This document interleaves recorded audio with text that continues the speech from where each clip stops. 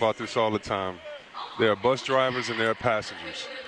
And there are a lot of guys that have won championships as a passenger, and that's great. And then there are guys like myself that lost as the bus driver. Which one do you want to be?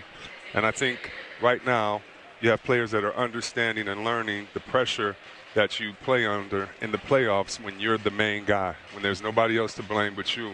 The bus driver gets too much credit for wins and gets too much credit for losses. And can you handle that? How do you bounce back after a bad shooting game? That's why I'm impressed when a guy can go 7 for 22 and come back and shoot 10 for 20 the next game, because it can be in your head. How do you handle that differently? And this is the playoffs. It's not the regular season. So to expect the same success, you're misled.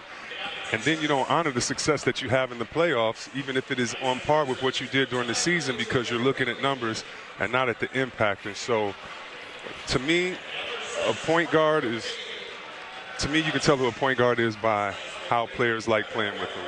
And I think Kyrie is learning right now and navigating how to be a leader. You know, C-Webb, when you talk about, you know, the guy who's driving the bus, you know, there's a guy on the other side in terms of Giannis who's driving the bus, and he lost the first game of the series at home. And when you compare his response to a loss and Kyrie's response to a loss, what have we seen in Giannis from a bounce back and a leadership standpoint that has separated him from everybody else in this series? Two things, Zeke: humility by admitting that he played bad in the game one, and then two, taking responsibility. And come on, Zeke, you know you're the best small guard that ever played. I mean, Lambert was tough, Rodman was tough, Mahorn was tough, but they followed you as the leader. And when you said we need to do better, guys said, wow, Isaiah's taking it up on his back. He's being the fall guy for us. We're going to play hard for him. And I've seen Antetokounmpo do that. He said after game one, and he played hard, I did not play hard enough.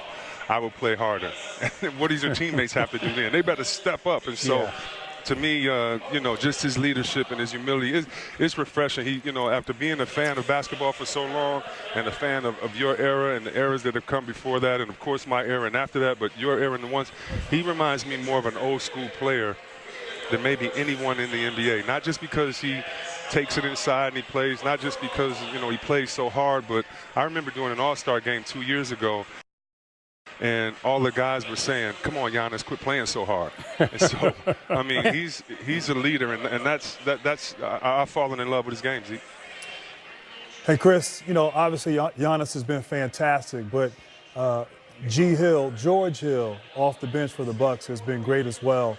Obviously, plus 38 plus minus, which is the highest plus minus of a Milwaukee player on the court, shooting 60% from the field, 46 from the three-point line, and really has done a fantastic job of frustrating Kyrie Irving when he's guarded him defensively using his length. Just talk about what you've seen in person from the bench overall from Milwaukee, but more in particular, George Hill and his play. Well, let's think about it. Bud and G. Hill were in San Antonio together. And so George Hill talks about, you know, how he wanted to stay in San Antonio, how he wanted to win. Well, guess what? You got traded and they got Kawhi. So you're just going to have to live with that. And that probably was the right thing for San Antonio to do. But as far as what George Hill has been doing on the court has just been wonderful. He's a guy that you can trust. Let's remember, Brogdon has been out this series. We expect him to play tonight, but Brogdon's been out. You needed someone steady. You needed someone that kept the pace going, that could spread the floor, that's daring enough to get inside and shoot. I mean, you think about it, Bledsoe really hasn't played great this series, and it's been because of the play of George Hill and others off the bench. I think moving Ilyasova off the bench, I think Ilyasova has come in and played great.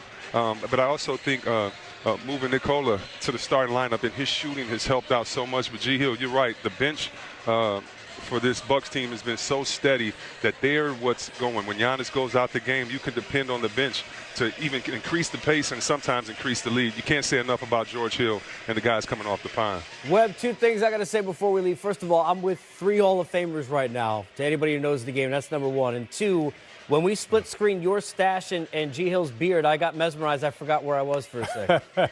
Between the two. Look at that.